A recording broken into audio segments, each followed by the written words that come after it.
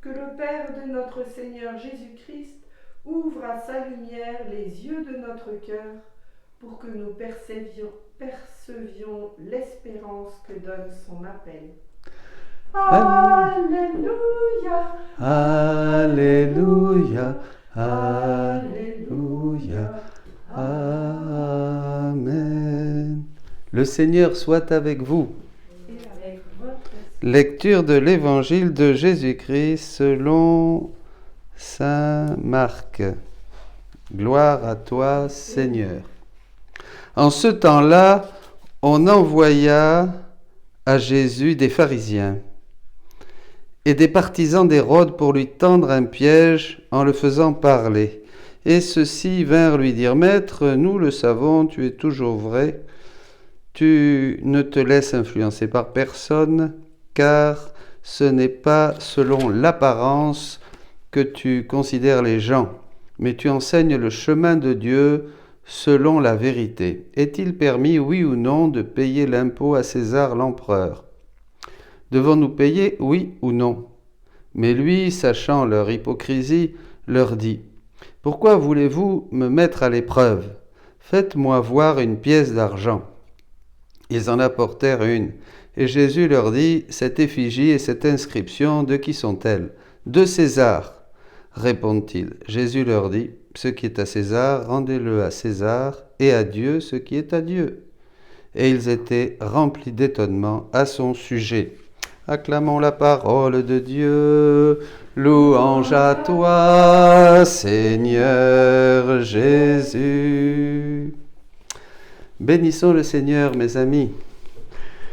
C'est aujourd'hui, 1er juin, la fête de Tertullien, mais aussi beaucoup de siècles après. C'est la fête, le jour de la fête de Saint Annibal Maria di Francia, le confesseur de Louisa et le censeur des 19 premiers volumes. Voilà, donc c'est une grâce. Et nous, aujourd'hui, devant cette divine volonté, encore quelqu'un me disait au téléphone, oui, il se demande si c'est vrai, si c'est bien, si c'est dans l'église. Ben oui, évidemment, quand on commence, il y a un chemin de transition, la charnière. Rappelez-vous toutes ces questions qu'on se posait sur Jésus, même après sa résurrection, hein, même Paul, c'était pas facile, vous voyez. Il faut que des écailles nous tombent des yeux. Hein. Mais bon, on peut être aussi honnête. D'abord être honnête, vous voyez, pas comme les pharisiens qui sont hypocrites. Hein.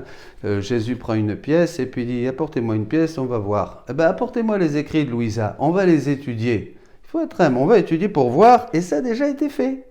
Hein, puisque les 19 premiers volumes ont déjà été, comme je vous le disais, accueillis et approuvés par l'Église, hein, surtout le premier, les Heures de la Passion, un vrai chef-d'œuvre, hein, où on vit avec Jésus au rythme de sa passion pour reproduire ses œuvres. Et alors justement, à ce propos, hein, Louisa s'était retrouvée en dehors d'elle-même, et en cherchant son doux Jésus, elle rencontre le Père Annibal.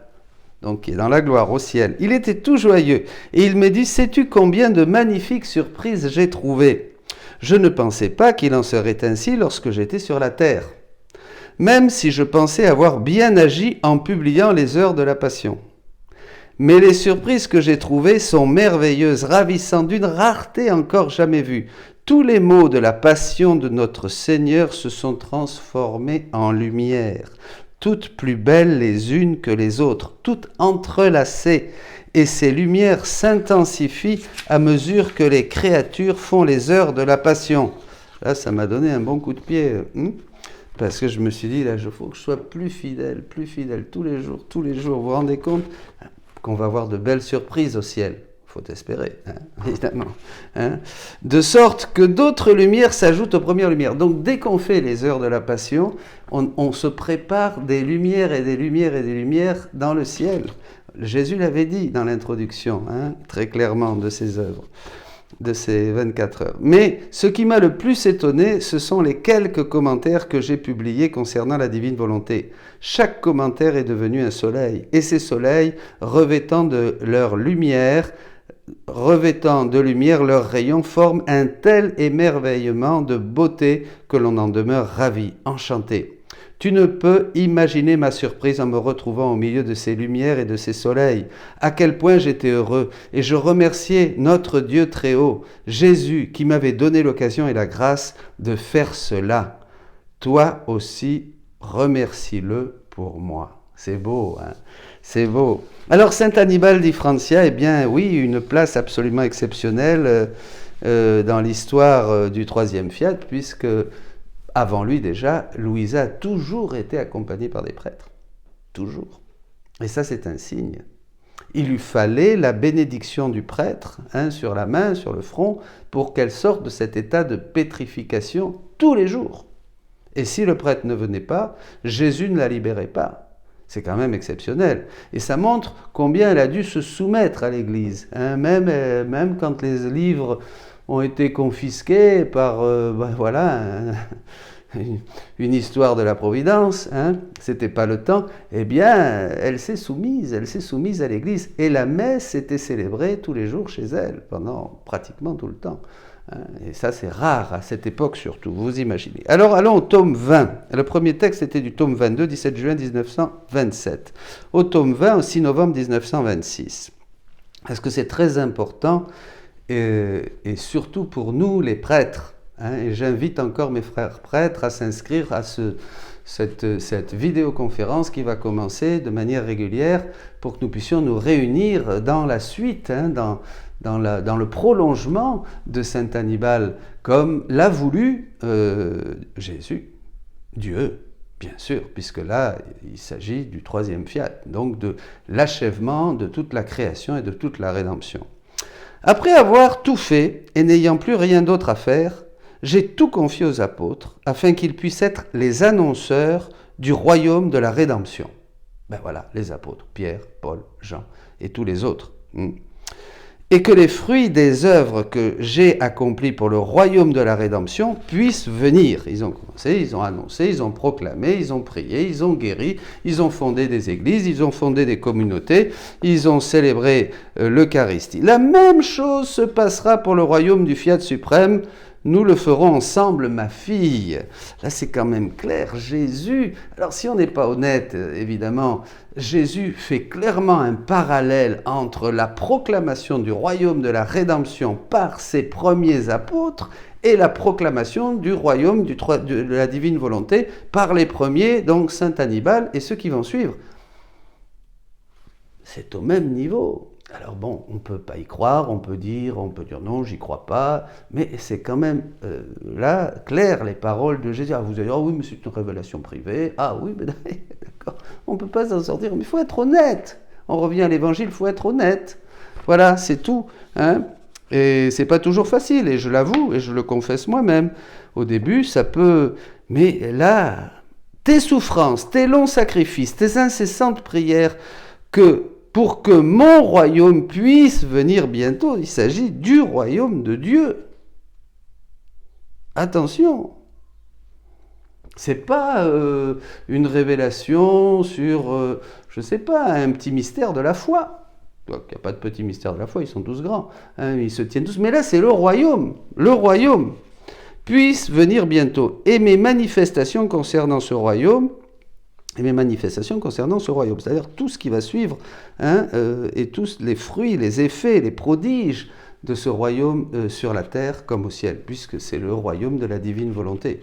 C'est ça, c'est l'accomplissement du Notre Père. J'unirai tout cela avec moi pour en faire les fondations. Et lorsque tout sera terminé, je confierai mon royaume à mes ministres. C'est les prêtres, les évêques. C'est ce que nous devons enseigner, mes frères, à mes ministres, afin que, tels des seconds apôtres du royaume de ma volonté, ils puissent en être les annonciateurs. Crois-tu que la venue du Père di Francia, qui témoigne tant d'intérêt et qui a pris à cœur la publication de ce qui concerne ma volonté, soit arrivée par hasard?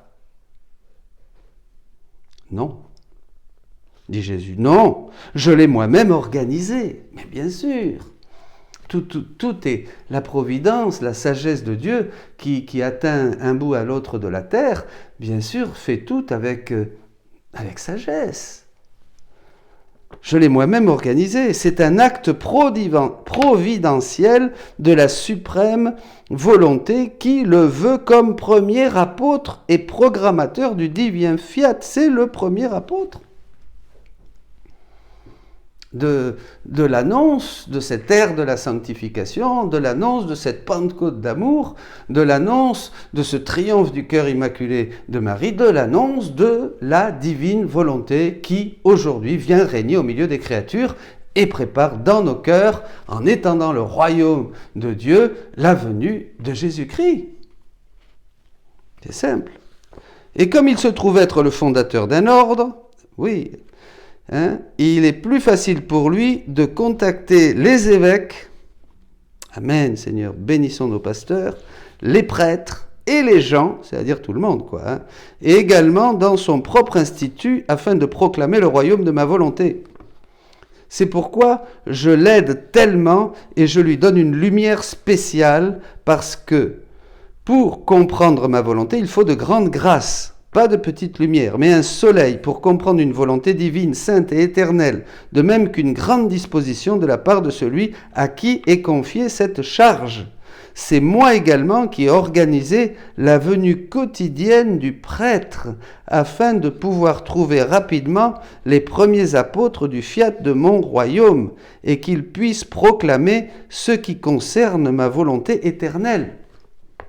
Un prêtre me disait, quand est-ce que nous allons pouvoir proclamer dans nos paroisses et montrer, comme nous essayons de le faire avec ces catéchèses, comment les évangiles s'accomplissent pleinement et sont lumineux dans la divine volonté. C'est vraiment merveilleux. C'est encore un couple me disait, mais c'est un souffle nouveau qui est venu dans notre vie, ça a transformé. J'ai un beau témoignage d'une ancienne prieure de Carmel, qui me disait, qui a été longtemps prieure, elle me disait, parce qu'un jour, j'ai vraiment eu sur le cœur de lui amener les écrits de Louisa.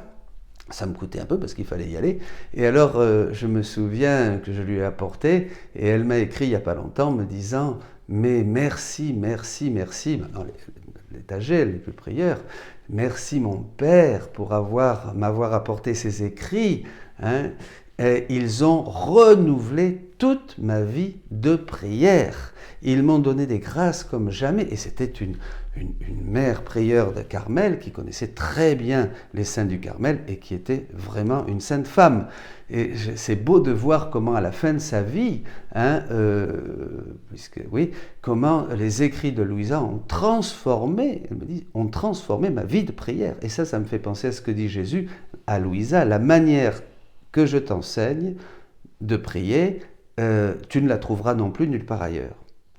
Bon, il s'agit de... Bon, on en reparlera une autre fois, vous en savez déjà pas mal. Par conséquent, laisse-moi terminer afin que, lorsque j'aurai fini, je puisse tout confier aux nouveaux apôtres de ma volonté. Et tu pourras venir au ciel et voir de là-haut les fruits du royaume tant attendu et du fiat éternel. Oui, bien sûr. Il faut faire quand même prendre conscience que le peu de temps que nous vivons sur la terre, les quelques années que nous vivons sur la terre, ont des répercussions énormes dans la gloire qui nous est préparée et qui nous attend. Donc il faut quand même vraiment être attentif, vraiment de tout son cœur chercher le Seigneur, de tout son cœur construire le royaume de Dieu, de tout son cœur écouter les saints, de tout son cœur prier la Vierge Marie, de tout son cœur lire la parole de Dieu, de tout son cœur. Il faut vraiment être conscient de ce temps de grâce qui nous est donné et chercher la conversion tous les jours. Bon, continuons. Et je termine avec le tome 23. Comme ça vous fera au 28 février 1928. En ce qui concerne le Père Di Francia, avec tous ses sacrifices, son désir de faire connaître ma volonté, allant jusqu'à en commencer la publication, crois-tu que sa mémoire sera effacée dans cette grande œuvre de mon divin fiat, simplement parce que je l'ai fait venir à moi, au ciel?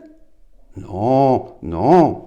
Il occupera au contraire la première place, car venu de loin, il s'est mis à la recherche de la chose la plus précieuse qui puisse exister au ciel et sur la terre. Je répète, la chose la plus précieuse qui puisse exister au ciel et sur la terre, de l'acte qui me glorifiera le plus. qui me rendra la gloire la plus parfaite de la part des créatures et dont elles recevront tous les biens, l'acte qui me glorifie le plus, c'est-à-dire que tout ce qu'a fait notre bon Dieu, tout ce qu'a fait notre Seigneur, la création avec toute cette variété, toute cette merveille, toutes ces choses qui nous disent la gloire de Dieu, toute l'œuvre de la rédemption, toutes les souffrances de notre Seigneur, de la Vierge Marie, tout ça n'avait que pour but ce que nous commençons à vivre aujourd'hui, c'est-à-dire le royaume de la divine volonté au milieu des créatures. C'est la finalité de tout. Eh bien, qu'il n'ait pas terminé la publication, il a ouvert la voie pour qu'un jour ma volonté soit connue et puisse avoir sa vie au milieu des créatures. Voilà. Qui pourrait jamais faire que le Père di Francia n'ait pas été le premier à faire connaître le royaume de ma volonté? Et parce que sa vie s'est éteinte, la publication ne sera pas achevée. Aussi, lorsque cette grande œuvre sera connue, son nom et sa mémoire seront comblés de gloire et de splendeur, et il possédera le premier acte dans une œuvre si grande, au ciel comme sur la terre. En fait, pourquoi se dispute-t-on pour garder les écrits de mon divin fiat? Parce que c'est lui qui a emporté les écrits pour les faire publier. Sinon, qui en aurait parlé? Personne. Et s'il n'avait pas fait comprendre l'importance et le grand bienfait de ces écrits, personne ne s'y serait intéressé. Ma fille, ma bonté est si grande que je récompense justement et surabondamment le bien que peut faire la créature, spécialement dans cette œuvre de ma volonté, à laquelle j'attache tant d'importance. Que ne vais-je pas accorder à celui qui s'emploie et se sacrifie pour mettre en sûreté les droits de mon fiat éternel? Ma prodigalité sera excessive, si excessive que le ciel et la terre en seront émerveillés. Eh bien, je bénis tous les missionnaires de la divine volonté, parce que je vous dis déjà d'avance que vous pouvez continuer et vous serez bénis au ciel, vous serez surpris au ciel, vous en aurez à la bouche ouverte comme ça pour toute l'éternité. Vous êtes là vraiment bénis, mes amis. Continuez, continuons, et que Saint Annibale Maria di Francia nous y aide.